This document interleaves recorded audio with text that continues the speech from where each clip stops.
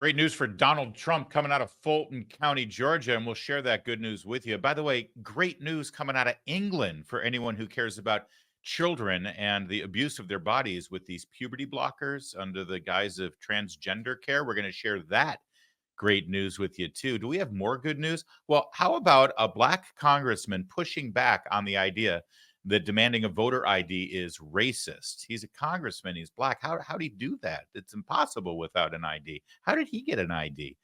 Wesley Hunt is the congressman, and just wait till you hear what he has to say. And Ben Shapiro feeling some heat, expressing his opinion about Social Security and retirement. And is it fair that he's under fire for that opinion? Well, we're going to break that down for you, too. We're going to break a whole lot down. That's why you're here.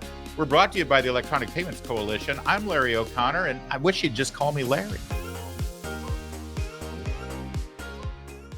Thanks for watching us live on Rumble today at noon, as we are every day. Make sure you subscribe so you get alerts when we go live, because we love our active live audience and the comments you leave. And if you're watching us after the fact, no matter where you're watching us, leave comments, like us, share us, and give us a rating on Apple Podcasts or Spotify, please. I don't mean to be bossy, but it really does help us. And if you're here and you're watching us, I'm guessing you like what you see or listen or what you're hearing. And so we'd appreciate it if you helped other people learn about what you're enjoying so much. Don't be so selfish. All right, let's get right to the breaking news. And this was about an hour and a half ago out of Fulton County, where a judge has dropped some of the charges against Donald Trump. And listen, we could show you the announcement on Fox News or Newsmax, or maybe show you the write-up over at one of our town hall sites. But when it's good news for Donald Trump, when it's good news for you if you support Donald Trump, there's nothing at all better than receiving that news through the tears of MSNBC journalists. Let's enjoy. Breaking news, Blaine. We wanted to ask you about the election there in Georgia last night, but we just got a filing from the court there in Fulton County. What can you tell us? Yeah, I've just obtained that filing. And basically what is happening is that Judge Scott McAfee is dismissing several of the charges here in Georgia against former President Donald Trump. 6 of the charges in this order. The charges so far, and I'm still making my way through the judge's ruling right now, but appear to do with solicitation of violation of oath by a public officer. Those were certainly some of the charges that he was facing. Other people that were named, of course, Donald Trump, Rudy Giuliani, Johnny Eastman, Mark Meadows. And so this is certainly notable because the former president was facing a number of charges, but to have 6 of them removed is notable. Now, it's important to note he's still facing charges here in Georgia, still facing charges in Fulton County. We're also still waiting on a major decision from Judge Scott McAfee as to whether or not Fani Willis can continue to remain prosecutor on this case. This is not that decision. So to see this decision from the judge to come out this morning is a bit of a surprise. I've reached out to Trump's Georgia attorney here, Steve Sadow, who of course has been representing him as the lead attorney, to see if he has any comment. We've also reached out to the DA's office to see if they have any feedback or plan to push back on this ruling by the judge. They don't seem very happy about it, do they? Did you notice how they said, "Oh, but don't worry, everybody. There's still other charges against him. So don't get too upset." That barely sort of getting through the report and acknowledging that, yes, this is a very big freaking deal. They were almost trying to downplay it. In fact, you'll see some of the analysis MSNBC does in a moment where they really go out of their way to downplay it. But this should not be downplayed in any way whatsoever. This is a very big deal. Why? Well, you just heard her say that those charges that were quashed by Judge McAfee here specifically related to charges that Donald Trump tried to force or influence a sworn elected official to violate their oath. What does that mean? Well, this all stems from that phone conversation that President Trump had with the Secretary of State. You keep hearing this as the smoking gun evidence against Donald Trump, that he was trying to fix the election and doctor it and change the outcome because he said, I need you to find me 7,000 votes or whatever it was that he allegedly said. The specifics in that phone call had to do with, listen, you're allowing ballots to be counted that shouldn't be counted.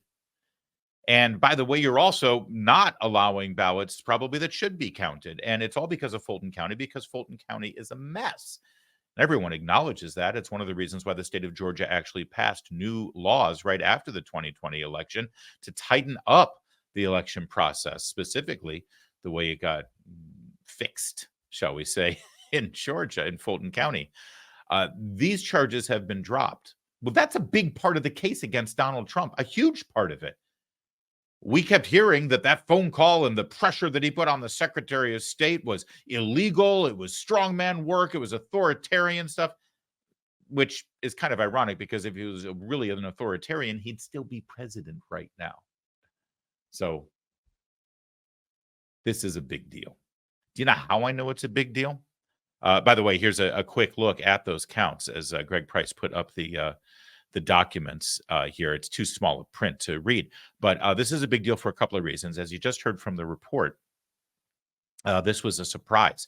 We're waiting for Judge McAfee to come out and make his decision on whether Fani Willis should continue or her office should continue prosecuting this case, given the obvious conflict of interest with her boy toy there being the $1 million beneficiary of the contract given for special prosecutions in this case. No one knew that he was going to come in with this decision. What does this tell you? I mean, well, some people are looking at it saying, well, he's going to keep Fani Willis, so he wanted to throw a bone to the Trump team here by removing these charges. I don't think judges necessarily work that way. This is not about horse trading. It's not necessarily about politics. I think the fact is he's looking at what a mess this Fani Willis case is. And by throwing out these charges, it indicates that there's barely a case there at all. And certainly not the RICO case that she's trying with huge overreach to sell to a jury and to this judge, suggesting that it's racketeering. It's like the mafia for a president and his lawyers and his advisors to work together in an election, which is basically what they're charging here. It's a huge deal. There's another way that we know it's a huge deal. We know it's a huge deal because the tears kept flowing over on MSNBC.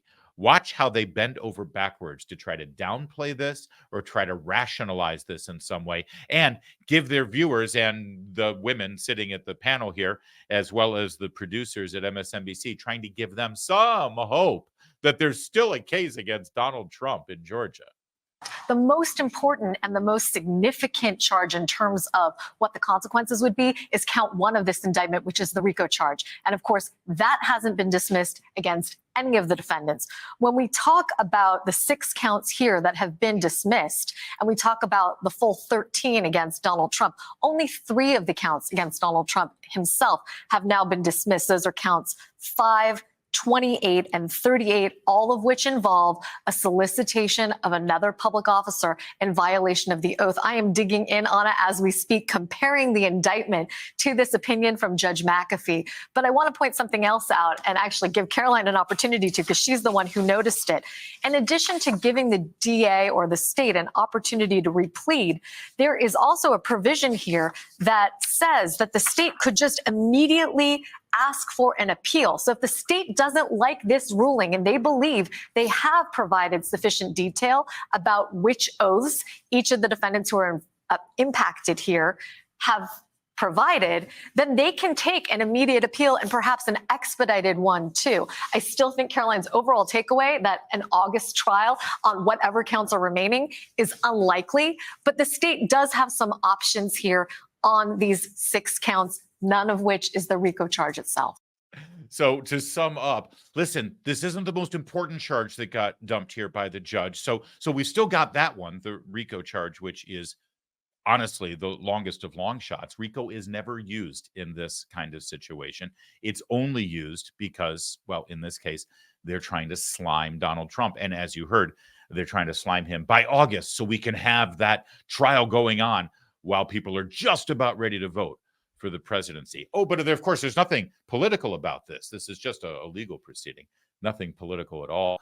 And of course, you also heard the lamentations here that these analysts have to go through, wringing their hands because they're not going to get everything that they wanted thrown at Donald Trump. Well, let's just think this through for a minute. The crux of the RICO charge, the crux of the charge that Donald Trump tampered and put pressure on people to change the outcome of the Georgia elections, the key smoking gun piece of evidence is this phone call. The phone call that he had with the Secretary of State. That's all you heard about. That's all you saw and analyzed on cable news by all the Trump haters out there. They held this phone call up as the crux of the case. If anybody tried to say, listen, I don't think what you're saying is really a criminal act. I think that this is Donald Trump partly as a candidate trying to see whatever he could do to try to, by the way, most of the time, the case happened here before the election was certified in Georgia, right?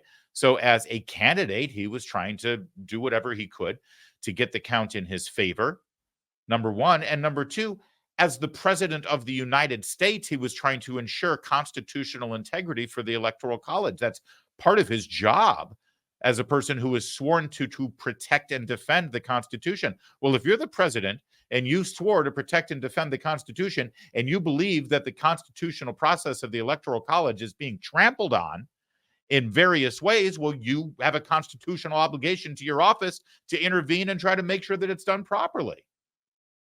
That's going to be a big part of the president's defense there.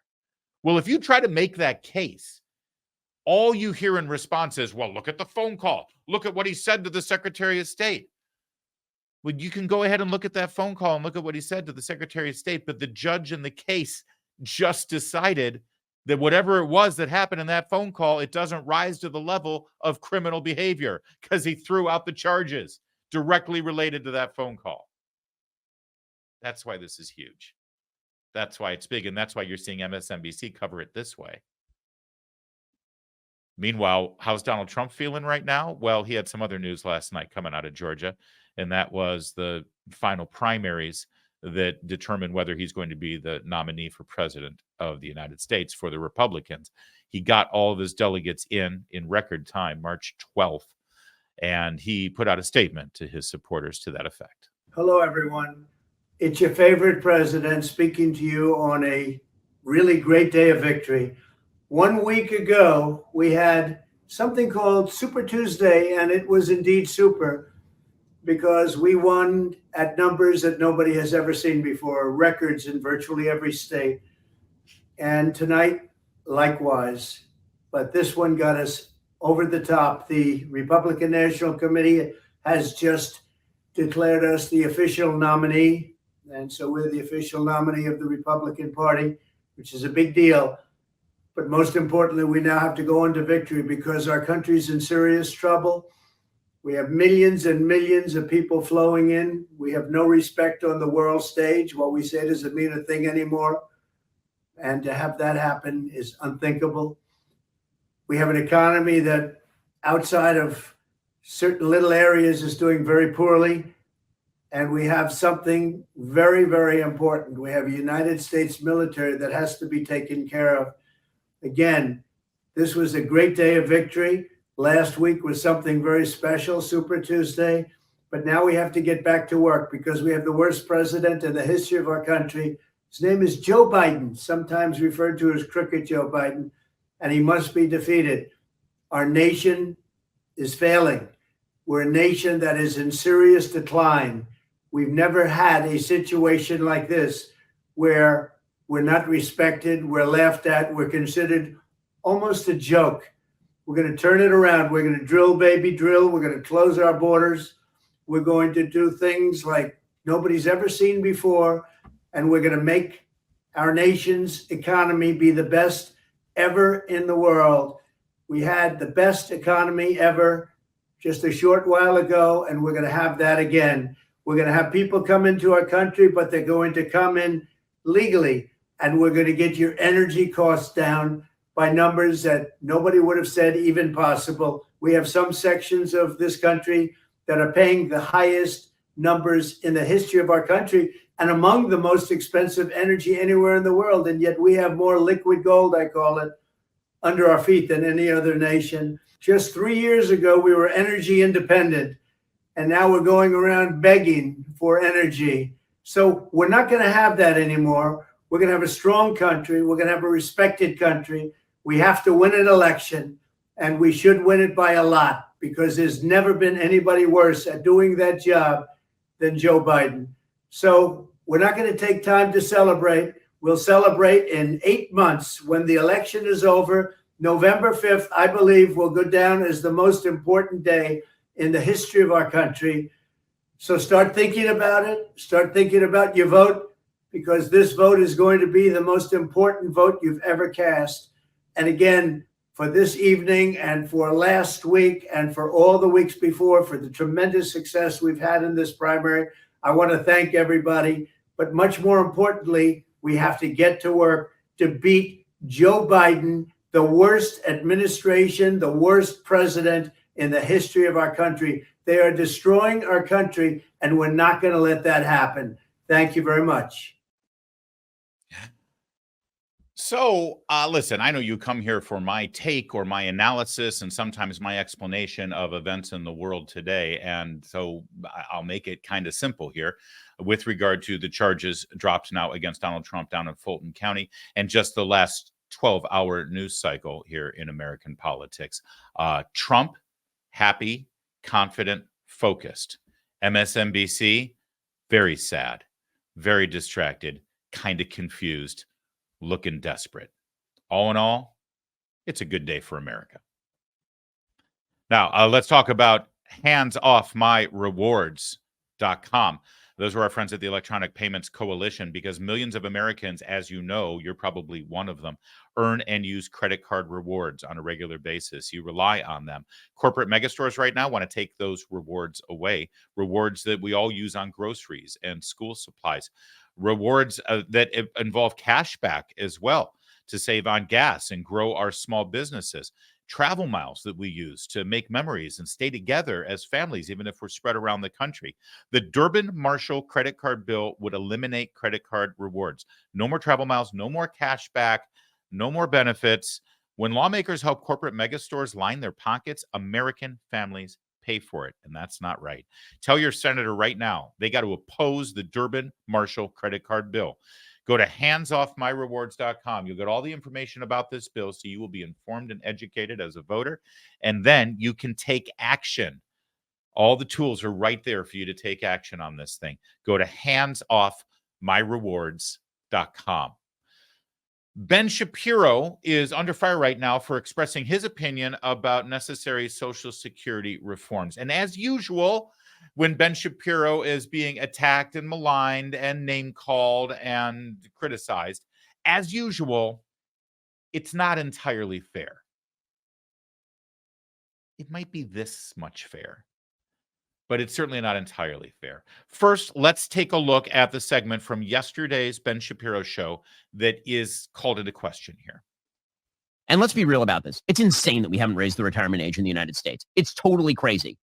Joe Biden, if that were the case, Joe Biden should not be running for president. Hey, Joe Biden is 81 years old. The retirement age in the United States at which you start to receive Social Security and you are eligible for Medicare is 65. Joe Biden has technically been eligible for Social Security and Medicare for 16 years, and he wants to continue in office until he is 86, which is 19 years past when he would be eligible for retirement. No one in the United States should be retiring at 65 years old. Frankly, I think retirement itself is a stupid idea unless you have some sort of health problem. Everybody that I know who is elderly, who has retired, is dead within 5 years. And if you talk to people who are elderly and they lose their purpose in life by losing their job and they stop working, things go to hell in a handbasket real quick. But put all of that aside, just on a fiscal level and on a logical level. When Franklin Delano Roosevelt established 65 as the retirement age, the average life expectancy in the United States was 63 years old. Today, the average life expectancy in the United States is close to 80. It's totally insane that you believe that you should be able to work from the time that you are essentially 20 to the time that you are 65, which is a 45-year period, pay in, and then you will receive Social Security benefits sufficient to support you and your family, you and your wife or whatever, for like another 20 years. That's crazy talk. That is not fiscally sustainable. The notion that if you have to raise the retirement age to 67 or 68, that everyone is going to fall apart. My parents are that age. My parents are not retired. And they shouldn't retire. It would be very bad for them to retire. By the way, it's disrespectful to people who are 67, 68, 69 years old to suggest that they are in the same shape as people who are 65 were in 1940. It's not true at all. Have you met a 65-year-old lately? 65-year-olds are not old in the United States. They're not. 68-year-olds are not old in the United States. Again, Joe Biden thinks he's not old, and that dude is running for president again, and that dude actually is old, and he's 81. I fail to see how a country in which our entire leadership class is 80 plus is telling you that we should have a retirement age of 65. It makes no sense at all. All right. So maybe now you can see why there is a little bit of pushback on Ben. And it's not really about the idea of raising the retirement age, or it's really more about the portion in the middle there where he said that he thinks it's crazy. No one in America should be retiring at any age. He thinks that it's bad for people to retire. It ends up hurting them. Things to go to hell in a handbasket when somebody retires. That's what's being criticized here. So let's break this down. And we love Ben Shapiro over here. I think he's great. I personally love him like a family member. I've known him for so long. We worked together back when both of our careers were starting out here in the world of conservative political commentary. And he's usually right. And in this case, he is right, except for the way he expressed his ideas. I think that's the difference here. Because what people hear is, oh, this is some elitist little snot-nosed kid who just sits on his butt all day and expresses his opinion. Well, sure, it's easy for you to work until you're 80 and drop dead behind the microphone. But what about bricklayers? And what about construction workers? And what about, and that's what they take away. And so expressed in a more delicate way, taking that into account probably would have mitigated the pushback that he got. But the fact of the matter is he's 100% right. He's 100% right about the origins of Social Security. In fact, I would add one more factoid to Franklin Roosevelt starting Social Security in the first place. It was sold to the American people as something that would help widows and orphans whose husbands and fathers died without leaving them anything. That tugged on the heartstrings of generous Americans. And by the way, I'll also add Christian Americans who know that the New Testament is replete with calls from Jesus and the apostles to help who? Widows and orphans. Go look it up. Jesus talks about it all the time. And so Roosevelt, along with Democrats and some Republicans, said, yeah, okay, you know what? Let's do this. Let's help the widows and orphans. Very quickly, it was transformed into a national pension plan for all Americans. And yes, at the time of the 65 retirement age, the life expectancy was right around 65, actually. So he's 100% right about that. 100% right, unequivocally.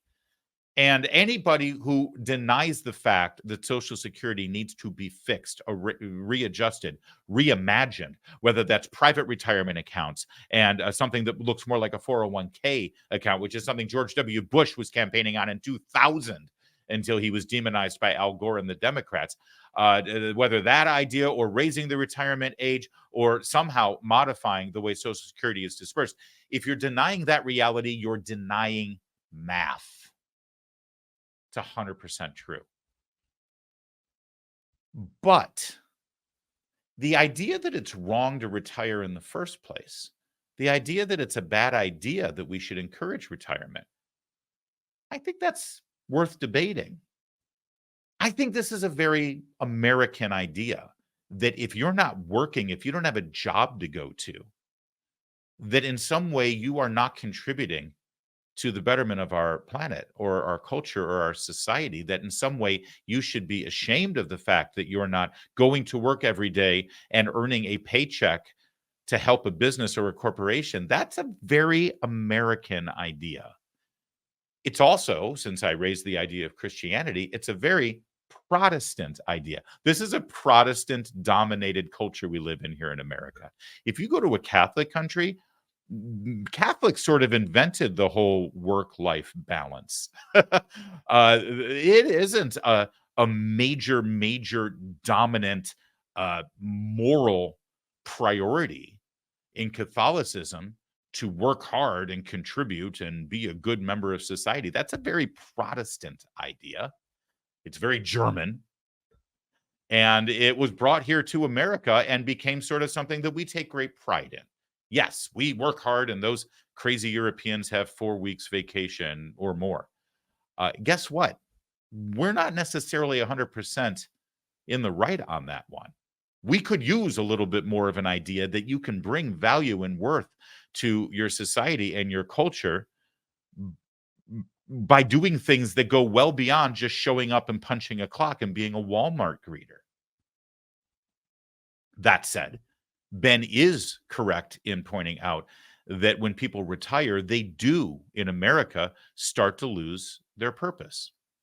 Well, let's look at some of the pushback that Ben received. And most specifically, the pushback we're going to show you is pushback that he directly responded to. This first one comes from John Daniel Davidson. By the way, this is criticism on the right. John Davidson is a writer at The Federalist, good conservative commentator. He responded to the video of Ben Shapiro saying, this is the kind of thing a person says who doesn't know anyone who does blue-collar work for a living. See, there you go. We knew this was going to be one of the responses. If you're a mason or carpenter or roofer or plumber or electrician, anyone who uses their body and back for a living, then yes, at some point before age 70, you'll want to retire. Ben responded and said, I literally said, unless you have some sort of health problem, which would generally be the case if you've been working as a roofer for 45 years. But I would add to this, I don't think it's just, this isn't just a class thing. Let me tell you something. I know a lot of lawyers who have worked for 30, 40 years as a lawyer. You know, the life of a lawyer is not just sitting on your butt and taking meetings and then collecting huge paychecks. They put in 60, 70 billable hours, even at a ripe old age of 70, if they're partners. They want out. It's stressful.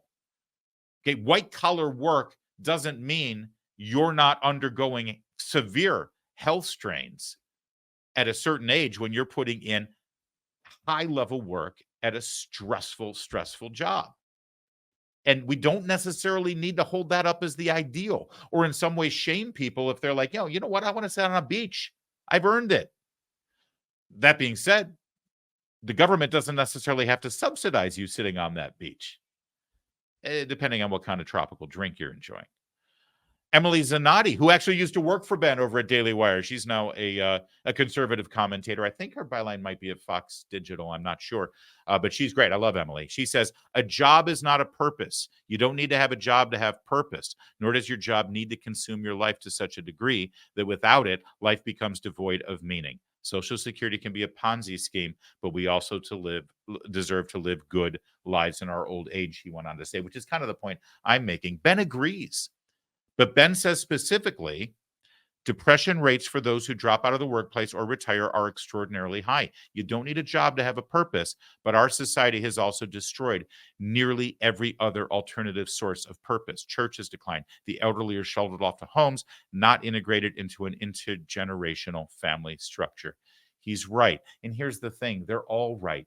We're all sort of agreeing on the same thing. It's just a question of how we present the idea and how we expand what we see in our society as providing purpose. I mentioned an American mindset versus a European mindset. There's another aspect of this that needs to be addressed, and that is our relationship with the elderly. The elderly.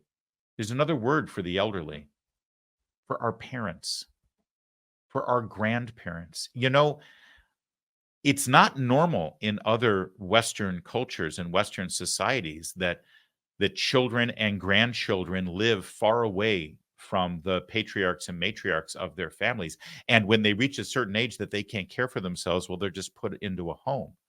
It's not normal in Western civilization, in other cultures other than America, that the assumption is the government will somehow take care of all of the needs of the elderly, of our parents and our grandparents, the patriarchs and matriarchs of our families.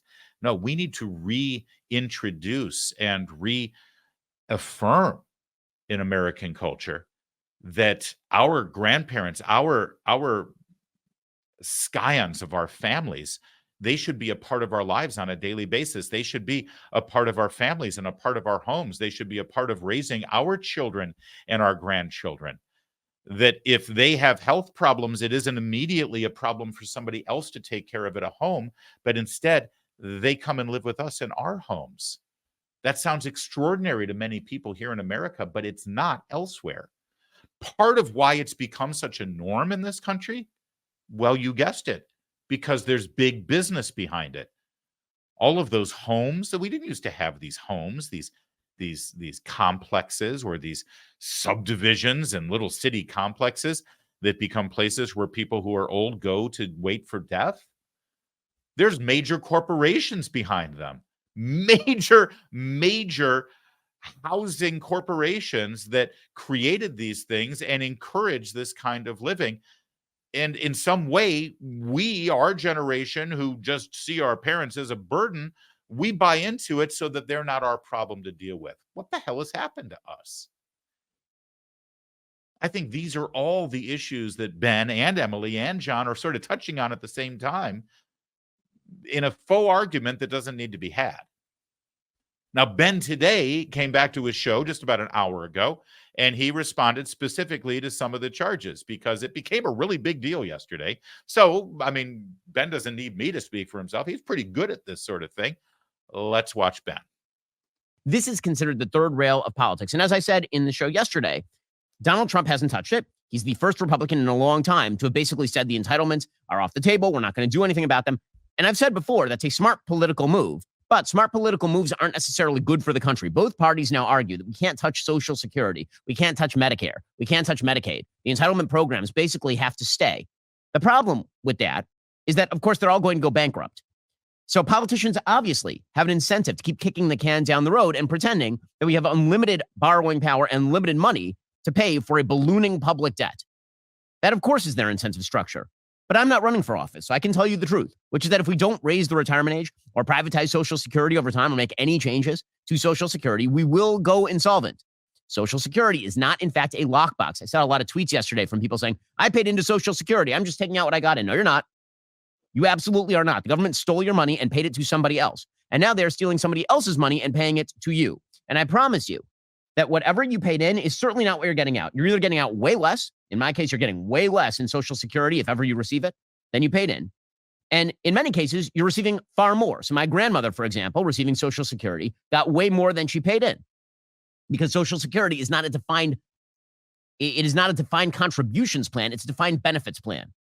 Right? Social Security tells you how much you receive, but it has nothing to do with how much you put in. Social Security is a pyramid scheme. It is a Ponzi scheme. We are taking out trillions of dollars in debt to fund people retiring from work who are not somehow unable to work. That was the point that I'm making, is that many of the people that we are paying not to work right now, who are 65 years old, yes, they paid into the system, but that is because the system should not have taken their money in the first place. 100% right. And it's undeniable. Like I said, if you deny that, you deny math, right? And the only reason you would deny it is for political purposes. That's why Joe Biden was mentioning it in his State of the Union address, that he screamed at the American people. He said Republicans are trying to kill Social Security. They're not. In fact, Republicans, any Republican who has mentioned reforming Social Security in the last 4 years have actually proposed ideas that are less radical than then Senator Joe Biden proposed back in the 90s. But you won't hear that analysis on cable news because, after all, the people on cable news have an election to win. Then Ben walked into the point that he made in the first place, which is whether it's even a good idea to encourage retirement at all. The point that I was making yesterday is that I do not think that as a general rule, it is good for people to consider themselves retired from the world. I don't think that it's good. Retirement, particularly in the post-familial, post-church age, harms mental health. It robs people of purpose. Again, I'm not saying that you can't retire if you want to. If you have the money to do so, go for it if you want to. And I'm also not saying you should be forced not to retire if you can afford to retire. I'm making the case that actually early retirement, by the data, tends to harm your health, that working longer tends to be good for you. That is the argument that I'm making. Again, not that you should be forced to work if you don't want to, and you can afford to do it, or your family will take care of you. The argument that I was making is that when you are 65 years old, if you retire, if you make that decision to retire, that's a decision that you should take really seriously. And this bizarre idea that the best thing you can do, so much that the government should sponsor it, is retire. And when I say retire, I don't mean get an alternative job. Okay, you're not retired. If you quit your job at 65, or you are forcibly retired by your company at 65, and then you take Social Security, and then you have another job, which is what a lot of people do, you're not retired. You're retired from that job. You're not a retired person. Okay, the effects of the retirement I'm talking about is you retire from your job and all jobs, and you live on your pension or your Social Security. That tends not to be good for people. in terms of health? So he's saying the same thing. He's just sort of nuancing it and expanding it a little bit, and that's fine. And he's probably not wrong if, in fact, you can afford to not retire or retire. It's all about whether you financially are in a place where you can do this or not, right? And depending on the kind of job that you've got. I mean, garbage men probably don't want to be doing what they're doing at 70. Police officers probably don't want to, but probably shouldn't be doing what they're doing at 70. We as a society, for the most part, have understood that compact with people who have jobs like that. And since they're necessary government workers, we have provided pretty healthy retirement benefits for police officers or firemen whose bodies go through quite a bit. Their brains go through quite a bit of stress. And by the way, we as a society want firemen and police officers who are not in their 70s having to, go into a burning building and carry out, a full-grown man who's burning alive. That's how it all works, right? Of course, right. All right, we'll let Ben finish it up here, and then I've got some final thoughts. What I'm hearing from people is sort of this left-wing argument that has now horseshoed around to some parts of the right, and that is that work is joyless and soul-deadening, particularly blue-collar work, which actually seems elitist to me. Right? I mean, I'm hearing a lot of people who are like, well, of course you want to continue working until you're old and gray, but that's because you sit behind a desk and you talk. Yes, I like my job. That's true. I love my job, and I've worked hard to get this job, and we employ 300 people at this company, which means that we are responsible for the support of thousands of dependents. I love that. That's great. I plan to work until I can no longer work, literally until I can't. Okay, but I don't understand why that wouldn't also be true of, say, an electrician or, say, a plumber or a guy who started off as a bricklayer in a bricklaying business, now owns the bricklaying business. That seems kind of actually elitist to me. That the same logic of fulfillment doesn't apply to people who are blue collar. I know a lot of people who are electricians and are approaching retirement age. Many of them don't want to retire. They like being an electrician. And in fact, they feel useless if they do retire. And here's my real question. If you really believe that work is inherently degrading and joyless, even certain sectors of work, it's inherently degrading and joyless and terrible. So then what does an ideal retirement age look like? What you're really arguing against is the work itself. You're not really arguing about the retirement age. What you're really arguing against is the work itself. Yes and no. And this is where I'm going to have to part company with Ben, because he's right. It's not it does sound like an elitist thing when you say white collar versus blue collar. That's why I raised the issue of lawyers who I know personally a lawyer who's been a lawyer for about 30 years. He's a partner. He's been working his butt off. He is so done. He is so fried. He is so finished with it. And he can't wait to retire because it's draining his soul. It's frying his brain. He wants to get out. This isn't a white collar, blue collar thing, but Ben needs to recognize that he is incredibly, can I use this word? Privileged. He is privileged to do not just what he does, he's privileged to do what he loves. That's the exception, not the rule. There's a reason why people call it a job, because they gotta go to work. And I think there's a ton of people who end up doing work because they have to, not because they want to. And by the way, because we have to have them do those jobs for us, because our society needs it and demands it. And so therefore, in a free market economy, the structure is set that those dirty jobs that Mike Rowe made a living highlighting, they get paid pretty well because nobody else wants to do them. But it doesn't mean you have to like it. You don't have to love crawling through a sewage pipe to make it so that people can defecate in a major city without any sort of clogs going on. That was my favorite Mike Rowe episode, and I think there were about 8 of them. Of course, they didn't like that work, but they did it because it was what they did. And then when they left the work at home or at the office or in the sewage pipe. I think it's naive to not recognize that probably the majority of people in this country and really around the world work because they have to, and they have the jobs that they have because they have to. It's sadly a miserable existence, and we try not to highlight it too much because we'd all be depressed and despair for it. I'm glad that Ben wants to keep doing what he does until the day he can't do it anymore. I want Ben to keep doing what he does until he can't do it anymore because we need his voice. We need his brain. We need his opinion. We need his activism. We need his energy. Just like Rush Limbaugh, who did it until he literally couldn't do it anymore. Listen, Very few of us are in this privileged position. I plan on doing what I'm doing until I can't do it anymore, although I will be doing it from that tropical beach. That's the beauty of what we do. In fact, for all you know, I'm in a beach resort right now. And as soon as we're done, I'm going to walk right out there and go surfing. The point of the matter is, it's not a one size fits all situation. And what Ben said yesterday was, well, let's just say inartful.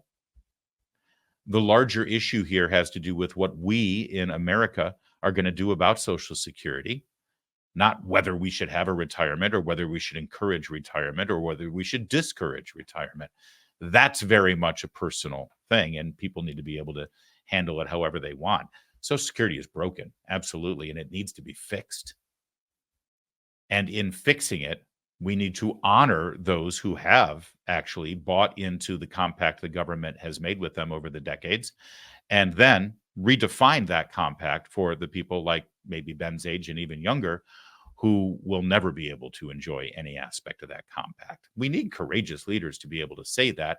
And I bet you any money that if Ben could have it to say all over again, he wouldn't say what he said yesterday the way he said it. But he did.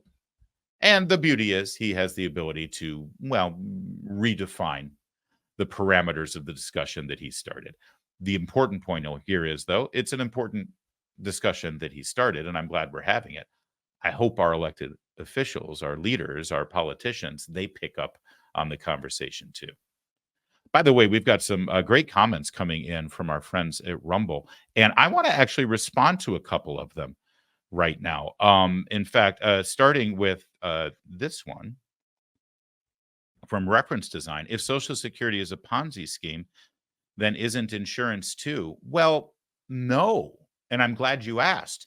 You see, the very government and elected officials and politicians that have allowed Social Security to become completely insolvent and upside down in the pyramid scheme that it is, they have also enacted incredibly strict laws on insurance companies and private retirement plans.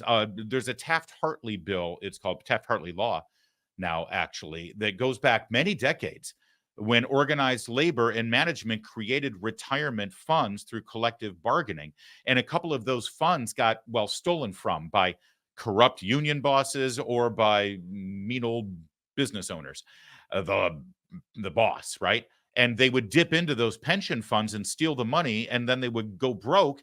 And all of the people in the labor union who thought that they were going to have retirement, they didn't have anything. So they created these laws that forced ongoing federal reporting and oversight and regulations, not just on those labor and pension funds covered by Taft-Hartley, but in the private industry. You actually don't often hear of insurance companies going bankrupt because there are federal regulations that force actuarial analysis and complete and total disclosure of what the money is and what the payouts are and what they have and what they're allowed to do with that money.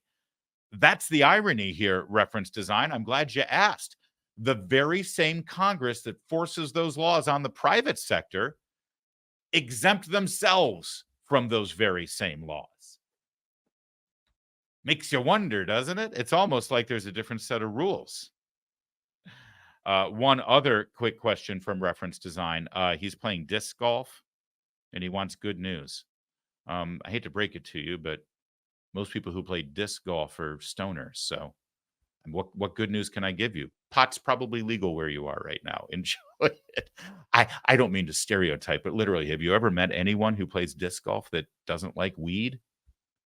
You may be the exception. You may be. Good thing you're anonymous. And finally, Hope for Sanity says Social Security is just another bank account for the government. Well, it didn't used to be, but yes, that's absolutely what it is now. What happened was Congress voted to incorporate the Social Security Trust into the federal government budget. And the second they did that, it just became money that they could spend. And then they write an IOU for it back. It's part of the reason why George W. Bush, when he was running for president in 2000, wanted to reform the way the benefits are distributed. That was 24 years ago. Al Gore made a big deal out of it, almost won Al Gore the presidency because he scared everybody. He scared everyone that they were going to ruin your Social Security. It's exactly what Joe Biden's doing right now. And as Ben pointed out there, it's what Donald Trump is trying to avoid happening here. That's why he says, nope, it's off the table. There will be no reforms of those things. Everybody still thinks we can grow our way out of this problem. Okay, listen, if our economy is going to grow to the level where we fix the Social Security problem, I can't wait to see what that economy looks like. I can just tell you we've never seen that kind of economy ever in the history of the free market. All right. Also, on Capitol Hill yesterday, there was testimony from Congressman Wesley Hunt. Now, he is a freshman Republican from Texas. He's a graduate from West Point. And if you've never seen Wes Hunt, well, you're about to see him now, because the hearing had to do with fair voting laws and voter ID.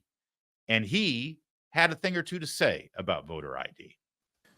Thank you, Chairman Durbin and Ranking Member Graham, for having me here today to speak about voting rights in America, the country that I love dearly.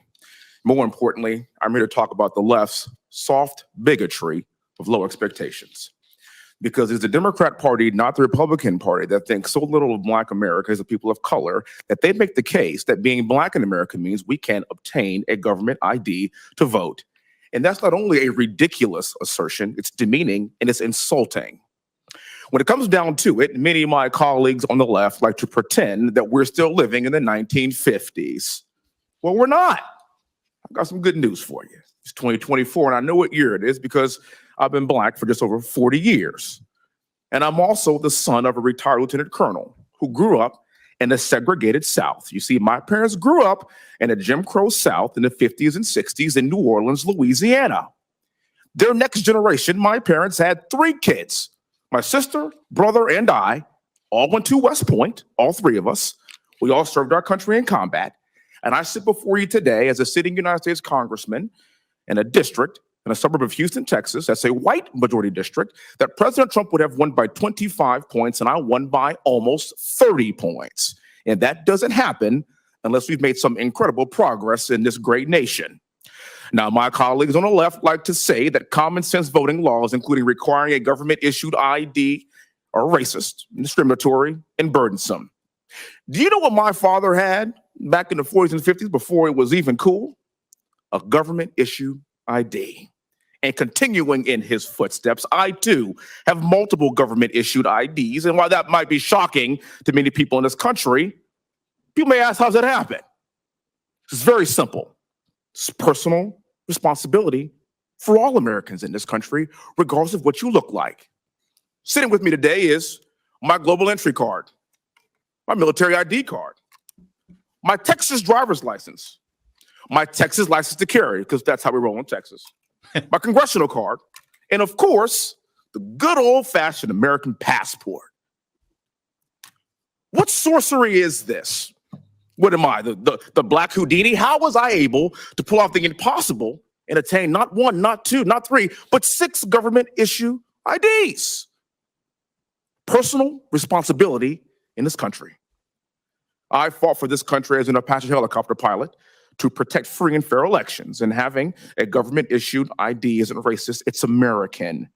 You need to have an ID to drive a car, to check into the airport, open a bank account. You need an ID for basically everything to be a responsible adult in this country, except for voting, apparently, according to the left. Black America does not need well-meaning liberals putting their arms around us to telling us how we should go to the polls. In fact, if you look at recent headlines and polls, you will find that Black men specifically in this country are more fired up than ever to participate in the next presidential election. And I think I know why, and I'm really looking forward to these results. For the record, in the 2022 midterms in Georgia, it proved that election integrity and ballot accessibility can be achieved hand in hand. After the 2020 election, Georgia passed a voter election integrity law, and subsequently, the Department of Justice filed a lawsuit against the state of Georgia, alleging that the Georgia law is discriminatory and aims to restrict citizens from voting. President Biden even called this law, and I quote, Jim Crow 2.0. Really? In my humble opinion, referencing Jim Crow for common sense election integrity laws is offensive to those who actually experienced Jim Crow, like my parents and their parents before them. In fact, the law wasn't discriminatory at all, because in the 2022 midterms, Georgia voters shattered voter turnout records across the state. And despite that record-breaking turnout in Georgia, the DOJ lawsuit is still pending. Now, if you're like me and you've been waiting, begging for somebody to step forward and say exactly what you heard right there, right back at the racist Democrats who dare to continue the lie that in some way Black Americans are incapable of obtaining a photo ID, and that by requiring it, you are, some sort of racist from the 50s and 60s using a fire hose on Blacks who were trying to vote. Democrats, if you've been dying for someone to step up and say exactly what you just heard from Congressman Wes Hunt, then you've got to be a happy man right now, and a happy woman, or, wherever you are on the spectrum. This was brilliant. And it's exactly what needs to be said. And why hasn't it been said before? At least loud enough for people to hear it. To this day, we still have people who think that photo ID requirements is racist. Yet at the same time, those are the same people who mandated you get a COVID vaccine, which wasn't really a vaccine. And the only way to get it is to show your photo ID. People are going to die unless they get this shot, so they have to have it. And the only way you get the shot is to have an ID. Connect those dots for a minute. In fact, anything worth having in our society, you have to have a photo ID for. And Congressman Hunt, just like his fellow Republicans, by requiring photo ID, they're not trying to oppress Black people or Black voices. They're trying to ensure integrity in the voting process. So those hard-fought voting rights that were finally passed against Democrat opposition in the 60s, because, they were racist segregationists, those voting rights that were finally won in the 60s can actually be sound and reinforced by making sure that every Black vote counts and is not, in fact, canceled out by people who shouldn't be voting. If you really care about voting rights, you will want to make our voting system as sound as possible so that there's no fraud. And stopping fraud in the voting system begins with photo ID. It's not the beginning, middle, and end of it, but it certainly begins with photo ID. And if you truly do believe that there is this huge swath of Americans who don't have photo IDs, why are you acquiescing to their inability to participate in our society? That's racist. If you really think that there are these huge numbers of Black people who don't have photo IDs and all you care about is making sure they can vote without an ID, you got a problem. You look at those people and all you think about is, well, they're only good for one thing, and that's to vote. No, if there really are these huge numbers of people in this country, regardless of race, who don't have a photo ID, why aren't you doing anything to get them an ID? Voting, forget about that. What about being able to have a job or a bank account or cash a check or travel or get your precious COVID vaccine? The same people who demand that people without ID get to vote do nothing to help those people get a photo ID so they can live a basic life. How racist is that? Now, for those of you who are sitting there saying, why is this even an issue? Let the states decide this. The Democrats, they're not really, they're just, doing their thing because they want to make sure that people have free, easy access, and they've got a talking point so that they can blame Republicans for being racist. But there's no real nefarious voter fraud agenda happening behind the scenes here. I want you to watch some other testimony that happened yesterday. Senator Mike Lee, Utah, asked a whole panel of people who were specifically saying that they're against photo ID for voting. He asked them a very simple question. And given what we're seeing on our border right now, given what we're seeing in our communities, I want you to listen to this because you won't believe what you hear. Do you believe that only citizens of the United States should be able to vote in federal elections?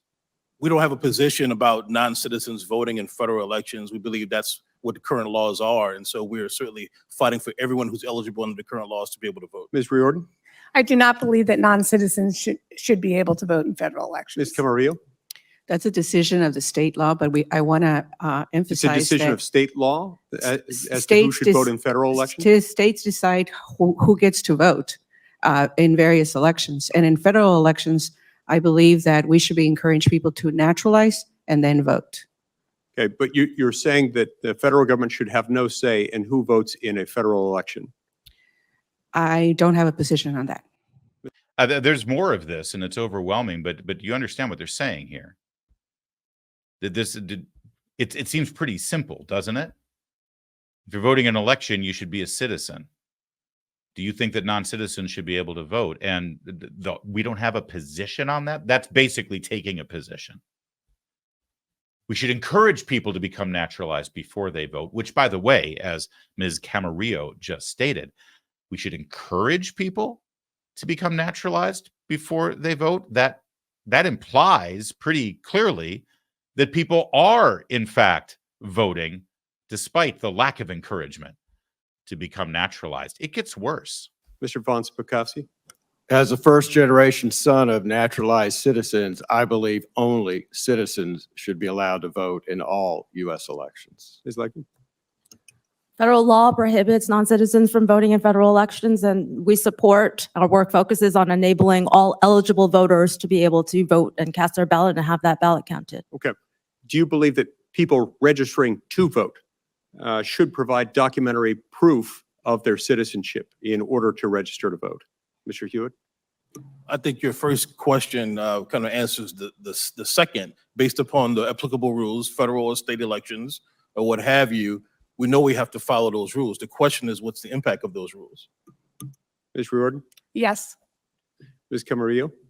Voter registration cards and affidavits, when people sign them, people are signing under federal, penalties of certain, depending on the state, either criminal or otherwise. Yeah. That they're. Can I get a yes or no out of you? I'm Should they or sorry? should they not have to require documentation establishing their citizenship? It's already redundant in many states, and it's already being asked. No, it's not. So this is the crux of it right here, and this is what you need to know. I'm sure you already know this. If you've gotten your voter registration when you go to get your driver's license, motor voter, it's the worst idea that's ever been proposed and passed. Sadly, it was in the mid-90s, and Republicans went along with it. When you sign the registration form digitally now, usually at the DMV or wherever it is you're getting your license, it just says, I swear under penalty of perjury that I'm a citizen of the United States. And that's it. Nobody asks for your ID. Nobody asks for a passport. In fact, most of the DMVs right now in every state in the union allow for non-citizens to have driver's license. In fact, they allow illegal aliens to have driver's license. So at the same time, the illegal alien who probably doesn't speak our language is getting their driver's license, they're also signing a thing that allows them to vote, or at least register to vote. And Ms. Camarillo there says, well, I mean, there's a penalty of perjury. Isn't that enough? Well, no, it's not, because it's never enforced. And you know that it's never enforced, and everybody knows it's never enforced. It's like when you agree to the terms of a software license, when you download a new app, nobody reads it. Nobody cares. Nobody knows what it says. The only way to actually enforce whether non-citizens or illegal aliens, for that matter, are voting in elections is to demand to see proof that the person is a citizen. Obviously. That's why this is important. And that's why Democrats don't want it. This all connects back together, you see. Because that proof of citizenship is going to be a photo ID, not necessarily a driver's license, maybe a passport. Elon Musk gets it. He responded to Mike Lee's video that he put out there, saying failure to require photo ID to vote obviously makes it impossible to prove voter fraud. That's why the far left refuses to require photo ID to vote. Elon Musk is usually right about things, but he's a little wrong on this. It's not the far left. It's mainstream Democrat dogma at this point. You can be the most conservative Democrat, if there is such a thing, left in America, but if you agree in photo ID, you're a non-entity. You're kicked out of the party. You'll be excommunicated. It's not the far left, Mr. Musk. And he's right. That the only way to prove voter fraud is to demand photo ID. And I'm glad we started with Congressman Wes Hunt, who basically said, you keep saying it's racist to ask for photo ID. Then how the hell do you explain me? And they have no answer for that. None at all. Mike Lee, by the way, the senator, responded to Elon Musk. I do love it when they have this conversation back and forth. If voter fraud can't be proven, it's as though it didn't happen. Photo ID laws make it possible to prove voter fraud. Are Democrats really so bold as to oppose voter ID laws because they want to facilitate voter fraud? That, of course, is a rhetorical question. Rhetorical questions are questions that people ask when they already know the answer. And Senator Lee is a smart man, and he does, in fact, know that answer.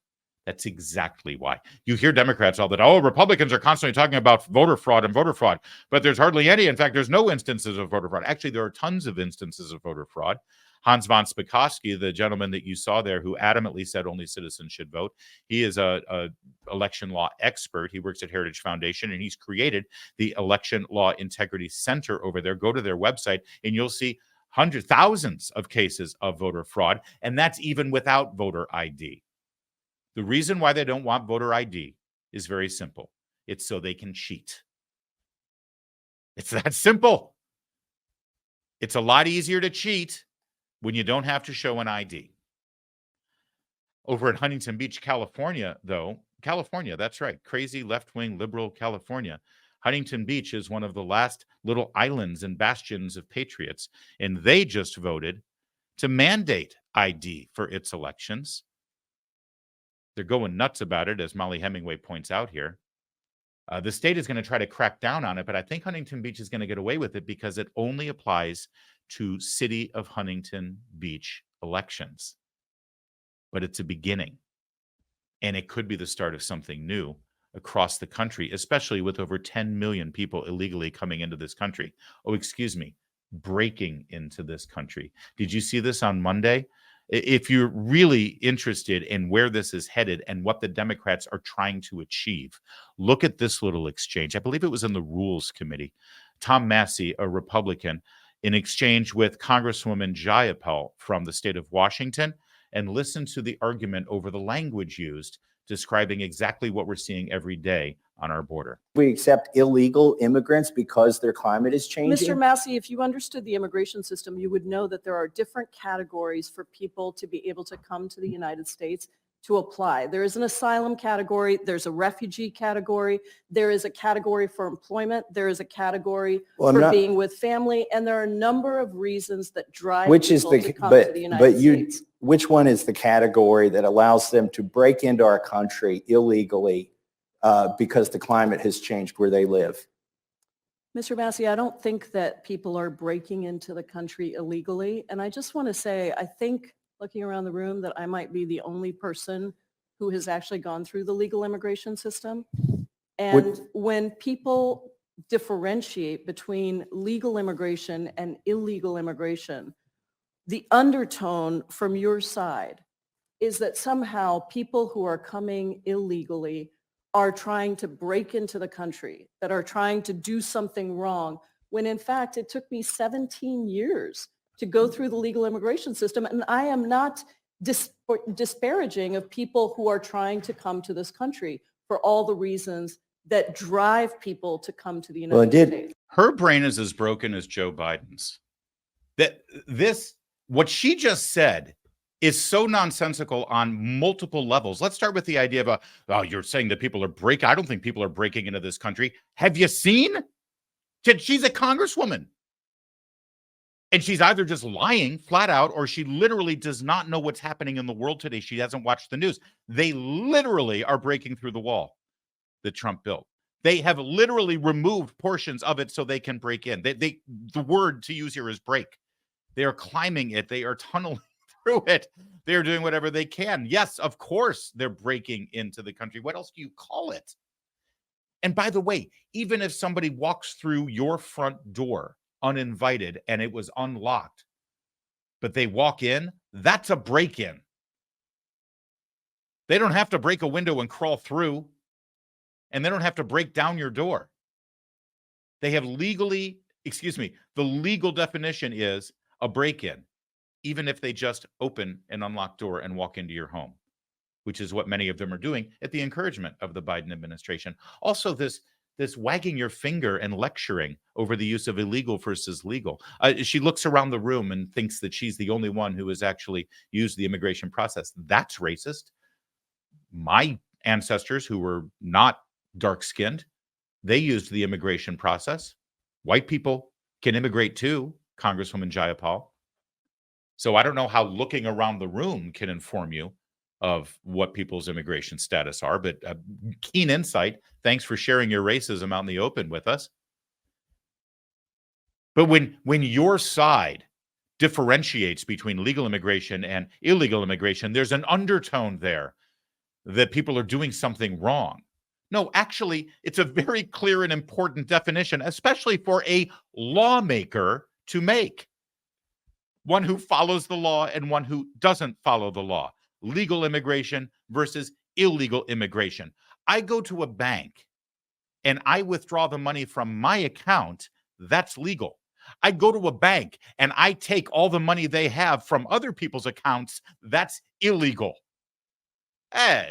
You're differentiating between a legal withdrawal and an illegal withdrawal. How dare you? There's an undertone there that someone's doing something wrong. Yeah. It's called the law. Lawmaker Jayapal. But that's a good flavor of where we are right now about what Democrats are really trying to achieve here with this organized, encouraged, and celebrated illegal immigration in this country. And it's pretty clear who's on what side of this issue. I remember we were told that Joe Biden's State of the Union's theme was going to be, whose side are you on? You know what? I embrace that at this point. Over the course of the next 9 months, as we head toward Election Day, I think we're all going to ask ourselves that question as we evaluate not just who's running for president, but for every person running for Congress or Senate. Whose side exactly are they on? Indeed. Also, I want to celebrate some great news that we had yesterday coming out of England. And no, it has nothing to do with the new Monty Python movie or Benny Hill being resurrected from the dead, although that would be phenomenal. No, it's even better than that. Take a look at how Sky News reported it in their, well, rather dry and droll way.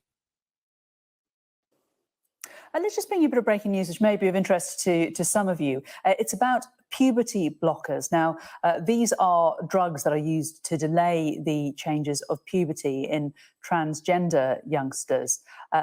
In terms of how they are prescribed by the NHS, there has been a lot of controversy over the last few years about this. At the moment, they are only prescribed to children attending gender identity services as part of clinical research, and they are not routinely offered to children at gender identity clinics, but they are still offered. Well, the government, NHS England, has just confirmed that children will no longer be prescribed puberty blockers at gender identity clinics. This is coming from NHS England. It just broke in the last few moments. That was yesterday, midday, and it's a huge blockbuster, enormous story. Let me sort of give you context here, all right? In England, they've already sort of been trying to downshift and walk back this march toward stopping children from going through the natural process of puberty. The idea of what's now euphemistically called gender-affirming care that involves hormone therapy, puberty blockers, and in some cases, actual surgical procedures. They euphemistically now call it top surgery and bottom surgery. But what it is, well, it's the mutilation of a perfectly healthy young child, either removing their perfectly healthy breast tissue, top surgery for girls, or bottom surgery, of course, is, well, destroying their perfectly healthy genitals, all in the name of the transgender ideological authoritarian craze. Well, England started this actually before America because, of course, everybody in Europe is a little bit more woke and liberal and left than America is, believe it or not. And then they started re-examining this. They started through their National Health Service to say, wait a minute, we're seeing some side effects here. We're seeing some problems here. Let's take a closer look. They're not alone, by the way. Sweden and Scandinavian countries have already stopped using puberty blockers and allowing minors to go through these draconian medieval procedures.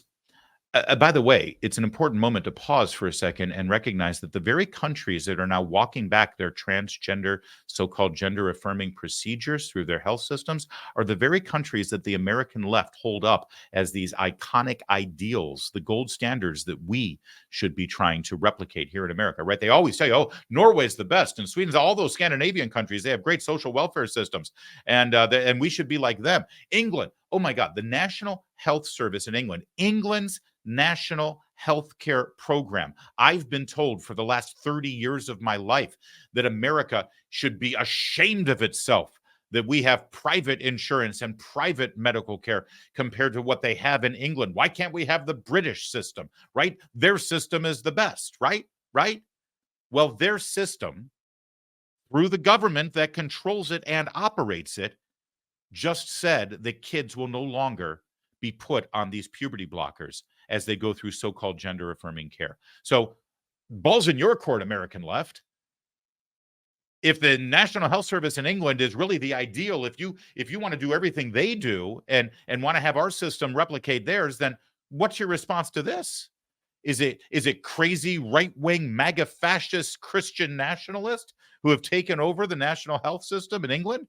Or maybe, just maybe, do they have some sane and reasonable medical professionals and public healthcare professionals that haven't been politicized like here in America, who are looking at the reality of what this draconian, horrific process truly is?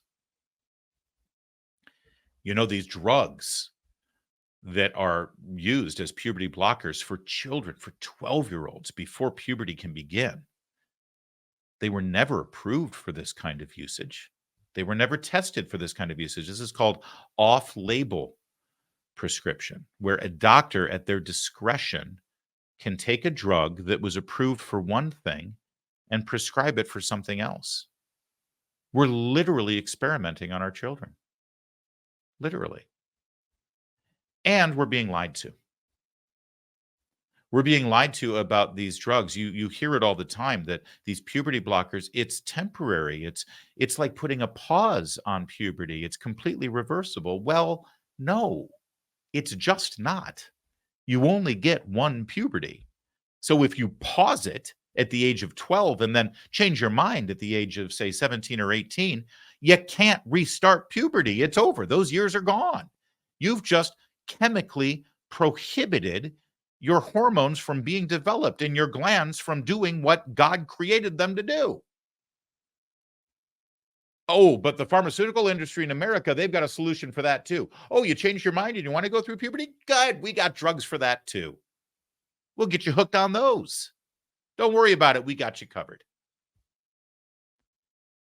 They're lying even more to us about this too. Also out of England, but this is just a report from earlier this week that I think may have contributed to the National Health Service's decision that they made. This is them, Great British News, GB News, commenting on a report that shows what appears to be hidden data relating to cancer for children who have been hooked on these puberty blockers. Watch this.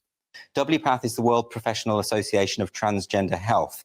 They're an American-based organization that was formed in 1979. They are the leading global authority on trans treatment across the world for individuals who are suffering from what used to be called gender identity disorder and is now called gender dysphoria. They are very important. The WPATH files, which are a recently leaked tranche of internal messages, conversations, video clips of senior clinicians at WPATH discussing how you treat people who identify as transgender, including children as young as 9. And they're talking about these things. There's messages from their internal chat system. All of this was leaked to a man called Michael Schellenberger, a journalist. It was written up in a report by a journalist called Mia Hughes, which is available now. What it shows, and this is the key finding, what it shows is that there are a lot of senior clinicians within WPATH who are not, by the way, speaking on behalf as spokespeople of WPATH, that's important to emphasize, but they are nonetheless saying that they engage in practices, including surgery such as nullification, the removal of the testes, the kind of surgery that effectively destroys sexual function and ends in sterility, even when it comes to children. And that what these files reveal is that a lot of the people involved in those kind of practices, a lot of the clinicians are fully aware that their patients cannot give informed consent. They talk about how there's even conversations where one clinician says, oh yes, well, this kid hasn't even done a biology qualification at high school. So they know that these people can't give informed consent. They're talking about the castration and irreversible surgery on people who have a schizophrenic disorder, dissociative disorder, people who cannot possibly consent to this. They even know that the parents don't understand what's going on.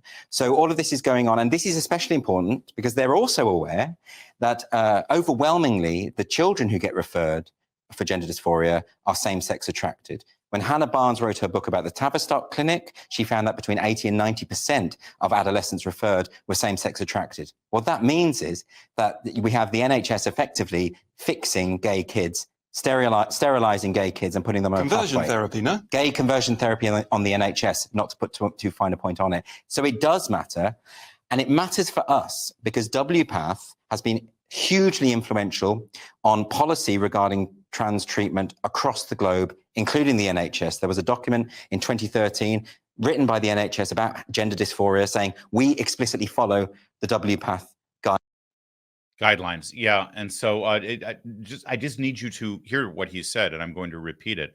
The NHS, National Health Service, again, this is just 3 days ago when this report was discussed, so it had to motivate the decision that was made yesterday by NHS to stop puberty blockers for children.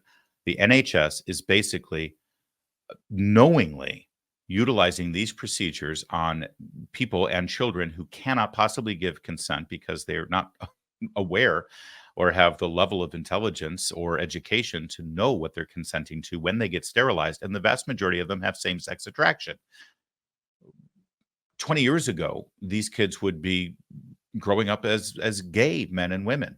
And now they're being encouraged, instead of living a life as a gay person, to a person with same-sex attraction, they're being encouraged to sterilize themselves, physically alter and mutilate their perfectly healthy bodies, and live their life as the sex that they weren't born. They used to call these procedures, by the way, now they call them top-bottom surgeries. They used to call them sex change operations, which is pretty descriptive because they're operations that literally change your sex. And now they call them gender-affirming care, which, by the way, is completely ass backwards because it does not, in fact, affirm your gender. It changes how you were born. It is a sex change operation, but of course, we need to change words to accommodate our political agenda. It's a nightmare. And he's right. Parents can't get consent either. Parents are being lied to. It's not abnormal when you talk to a parent whose child has gone through this process and they feel so guilty. Imagine being a parent and feeling guilty about this when the child then decides later, oh my God, what did you do? I didn't want to, I want to detransition now. Imagine being that parent and the guilt that they have to deal with. And what they're told is, let's say they have a young daughter and the daughter is feeling gender dysphoria. And the daughter goes and says, I think I'm a man. I think I'm a boy. I think I'm a boy. I don't want to be a girl anymore. I want to be a boy. And they go to the doctor and they say, what are we supposed to do? And the doctor, by the way, doctors now in America are only allowed to affirm this. They're not allowed to say, well, we'll try to get some therapy here and find out if it's psychological or find out if it's this. There's no screening process here. If you take your child to a doctor and say, this is what's going on, the only path they put you on is the sex change. It starts with name and pronoun and dress and clothing. But then it goes to puberty blockers, it goes to hormone therapy, and eventually it goes to surgery. And if the parents say to the doctors, I don't think this is the right idea, I think this is going to harm my child, I don't want to do this, the doctor will say to the parents of that little girl, well, it's your choice because we've looked at the statistics, we know what happens here. And if you don't go down this path of sex change and gender-affirming care, your child will likely commit suicide. I know you have a daughter right now, but now you have a choice. Do you want a living transgender son, or do you want a dead daughter? That's the kind of manipulation that these parents are dealing with right now. And what's a parent to do when faced with that? And here's the thing. We've got more news yesterday on this issue, because that statement, your kid will probably commit suicide if you don't let them change their sex, that is also a lie. And now we have the study to prove it. Benjamin Ryan, who writes on these health and science issues and has contributed to the New York Times, NBC News, The Guardian, The Washington Post, Atlantic, says a brand new study out of California focuses on the suicide rate or attempted suicide rate of transgender women. These are biological men who have gone through the surgical process of having their male genitals transformed into female genitals, all right? Also known as vaginoplasty, and this is in California. This study proves that the attempted suicide rate is twice as high during the period after the surgery is done compared to the period before the surgery is done.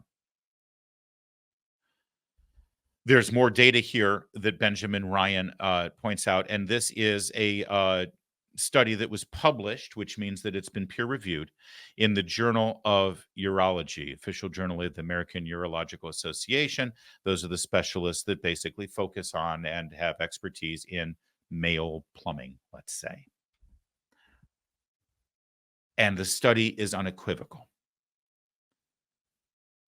A young man who is feeling gender dysphoria is more likely to attempt suicide in the period after they have the surgery to change their body parts into female body parts than they would have attempted suicide before they had the surgery.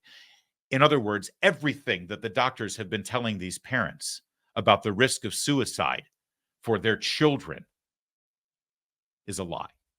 It's the exact opposite of the truth. Going through the procedure will actually help contribute to the mental health decay that the child is already obviously starting to experience, and will actually walk them closer to the path of suicide than they were before they went through the process. I need you to keep the faith on issues like this, because we continue to tell the truth. We continue to follow what we know is the truth. And slowly but surely, I know it seems like a long march, but slowly but surely, we're going to win. We're going to win because we do have the truth on our side. And our kids are worth it, aren't they? That is it for today, but we'll be back tomorrow. Thanks for watching. If you're watching live on Rumble, keep those comments coming. Share us wherever you can, and wherever you're watching us, whether it's your social media platform or on all of the Town Hall sites, either Town Hall or Red State or Hot Air or PJ Media or Bearing Arms, or if you're watching us on that, what is it? Oh, YouTube. We love YouTube. We do. Keep those comments coming. I'll reply. Subscribe, like, share. You know what to do. Thanks for all the support. My name's Larry O'Connor. You can call me Larry.